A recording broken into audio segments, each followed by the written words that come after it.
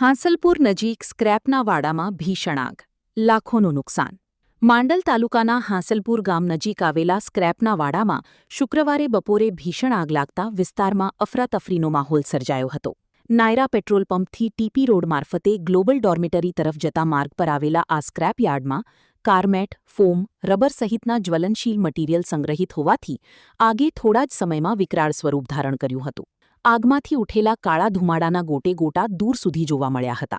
સ્થાનિકોના જણાવ્યા અનુસાર વિસ્તારમાં તાત્કાલિક ફાયર બ્રિગેડની સુવિધા ઉપલબ્ધ ન હોવાથી આગ લાંબા સમય સુધી ધધકતી રહી હતી.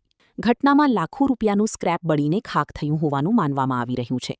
જોકે સત્તાવાર આંકડો હજુ બહાર આવ્યો નથી.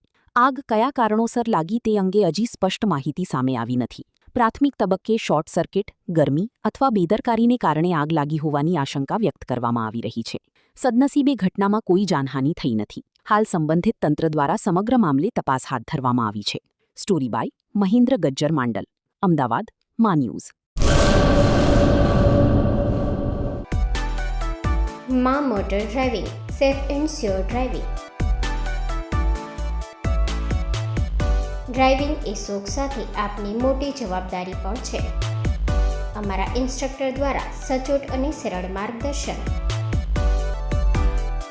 આપની રોજની તાલીમની માહિતી મેળવીને શું અધુરાશ છે એના ઉપર પૂરું ફોકસ કરાય છે.